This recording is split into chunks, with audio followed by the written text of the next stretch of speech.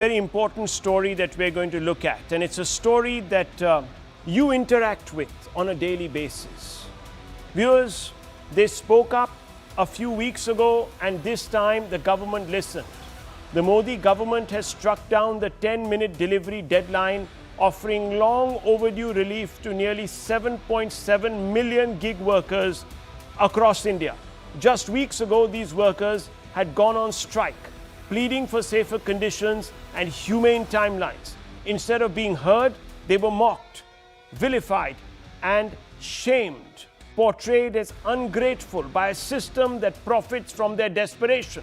Most disturbing of all, even platform bosses dismiss them as troublemakers, not workers asking for dignity. And I'm talking about 7.7 million gig workers, projected to be 23.5 million in the next 5 years, less than 5 years. Gig workers are around 6.7% of non-agricultural workforce. They're part of India's fast expanding digital economy. The brazen audacity of the owners of delivery platforms was a shocking reminder that profit corrupts and absolute profit corrupts absolutely. By any calculation, delivery work is primarily a means of desperate survival, a dead-end trap with no scope for career progression or skill development relevant to the formal economy. This is not a fringe workforce. Gig workers form the invisible spine of India's digital economy. Millions of young men riding against time, traffic, sometimes paying with their lives and fatigue just to survive. And this workforce is only growing. What the glossy apps don't show is the human cost behind every instant delivery. For many riders, this is not flexibility, it is exhaustion without an exit. Sometimes those long hours lead to mistakes. Or viewers, expose these people to dangers, no rest days, endless kilometers on dangerous roads. This is not choice, this is compulsion. 40% of workers do not take weekly offs. 36.8% workers drive over 150 to 200 kilometers per day. Close to 60% drivers work for over 12 hours a day. Almost 1/4 of drivers work between 14 to 16 hours a day. No algorithm can justify this. The dark statistics by themselves are a statement.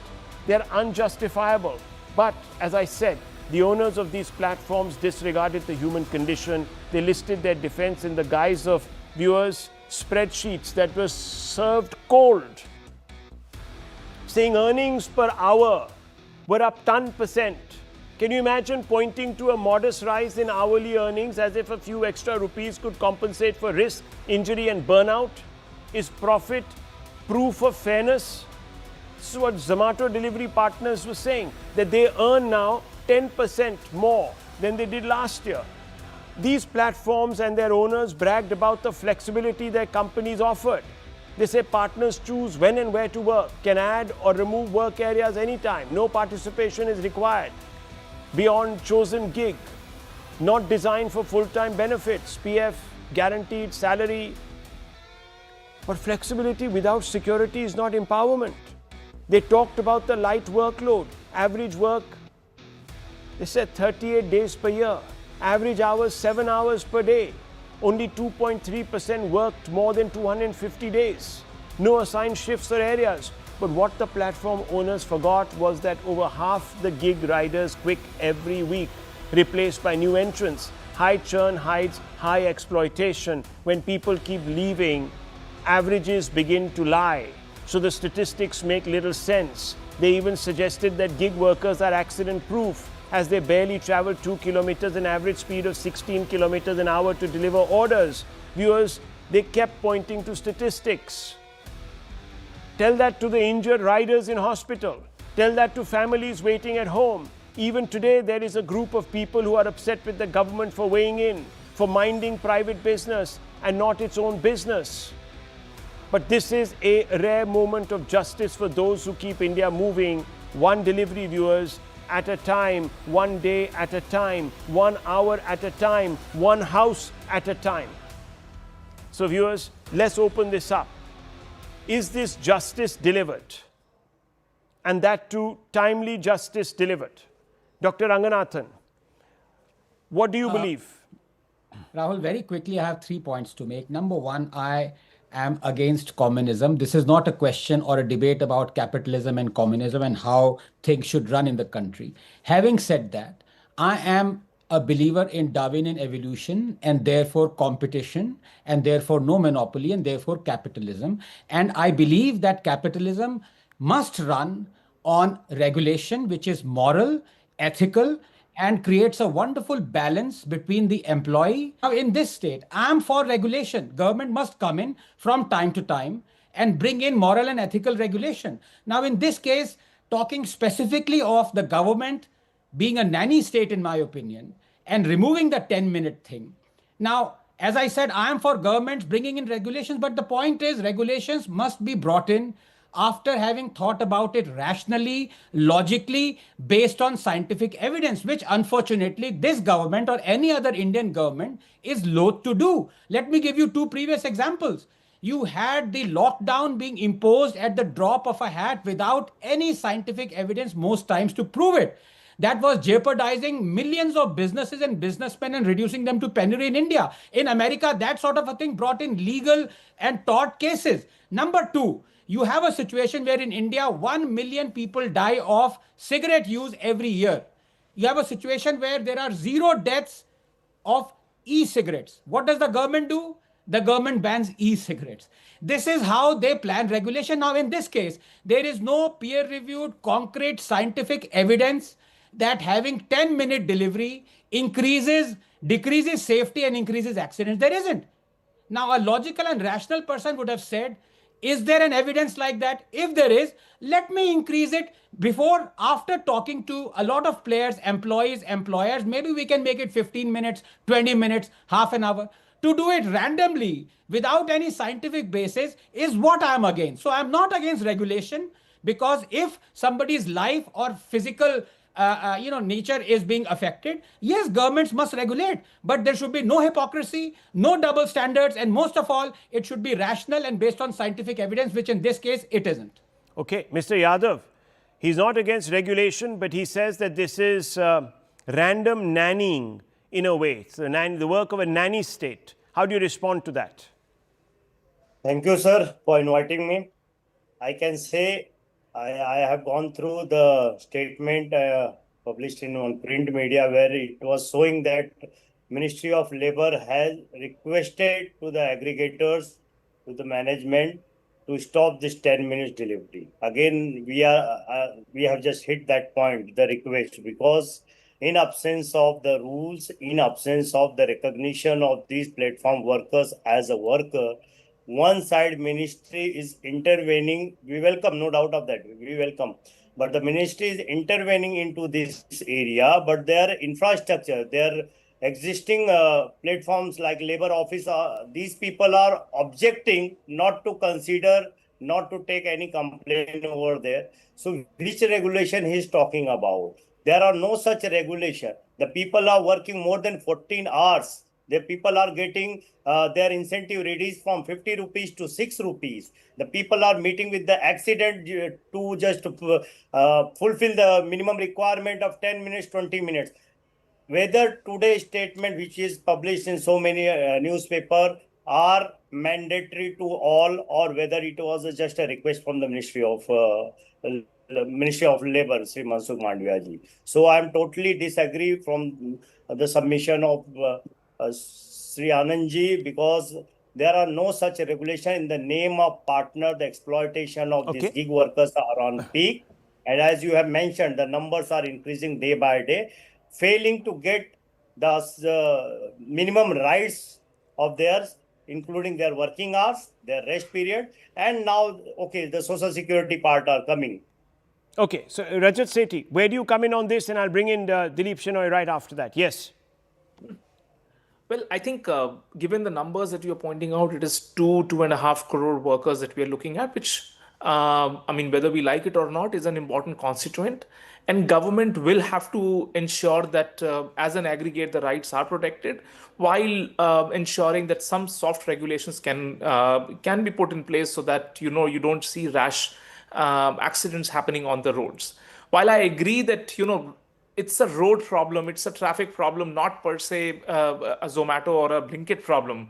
But you also need to understand that there are enough anecdotes around us which at least would alarm the people in the government that the government isn't stepping in at the right time, and they allowed this rat race to keep reducing the time windows on deliveries go unabated. I think government is trying to handle it. And by the way, all these regulations that we're talking about have been going on for the deliberations have been going on for the past 2 years, by the way, which we are not aware of it because most of it doesn't happen in public domain. There have been universities, law universities, which have been engaging with the government on one side, the gig workers union on the other side, and with these companies on the third side. So I'm not saying that the government in a knee-jerk way came about these regulations. There were a lot of thinking, lot of consultation exercises which were done, and this is how they believed that this rash 10 minutes sort of aggressive timelines that you put onto the workers is impacting the health and the stress level of these workers, on top of their other sort of anxieties and the stress which the job and the non-permanency of the job brings about. So I think government is trying to ensure that while the sector thrives, there should not be added stress on these workers. There should be no missing the exploitation. timeline. I mean, Yes. let's just call it what it is. There should be no exploitation. One second, doctor. I just want to bring in Mr. Shenoy. Mr. Shenoy, yes, there should be no exploitation. The government has regulated. It has used a soft stick. It is not said that we are shutting these various platforms down. This is not throwing the baby out with the bathwater. It's just a small tweak. That's all. I think we can live with 20 minutes. We can live with 30 minutes, especially when it comes at the cost, that 10-minute hurry comes at the cost of perhaps endangering someone's lives. I don't think it's being too unreasonable. No, Rahul, I think you're absolutely right. And I think whereas we've had Anand Ranganathan make a point of view and Rajat also make another point of view, but I think there are three distinct issues here. One is the delivery time. You can solve the delivery time by having more dark stores. You can actually do, the earliest just-in-time manufacturing was done in Ludhiana and Hero Cycles using a bullock cart. So it's not necessarily that you got to have rash driving, speeds, etc. If you want to keep for time, you can do a different distributed architecture of allowing delivery within a specified time. But the challenge here is a combination of three things. One is the pressure on people to deliver, even if it's a local Amazon delivery or anybody who is delivering on a daily basis, or even your speed post guy who comes from the post office. So then there's a huge urgency to deliver. The second is the traffic conditions and traffic rules and regulations, which Rajat referred to, and that also needs to be kind of addressed. And the third one is a little disconcerting because you also mentioned it in your opening statement, is the long hours and no mandatory breaks, etc. But if you take one of the, taxi or cab aggregators, unfortunately, for some other reason they went out of business, but they ensured that their drivers had a particular day off. They actually earned substantially more and they regulated hours and showed a profitable model. So I think the onus is on the employers and the real companies to ensure that they create conditions which don't put pressures on their workforce and make it a kind of, instill road safety, road driving habits, right, so that, it actually happens in a very structured and safe manner. My problem, doctor, very quickly, I'll come out to you, is that this whole business of sort of pointing to a modest rise in hourly earnings as a few extra sort of pennies, rupees would compensate for risk, injury and burnout. I mean, is proof profit of fairness? I know that you're not a communist, neither am I. But, absolute profit corrupts absolutely. No, absolutely. But, very quickly, 3 points, Rahul. First of all, I do agree with you when you say we can live with 20 minutes and 30 minutes. I am from a generation, and I dare say even you are, that I've Why lived do you for have to 3 keep bringing days. this up? You don't have to tell the whole world how old I am. Yes, but nonetheless. I've journeyed from Delhi to Trivandrum by train, took 3 days. Can you imagine today me doing that? It takes 2.5 hours and I can't spend a minute more than that. I would be itching.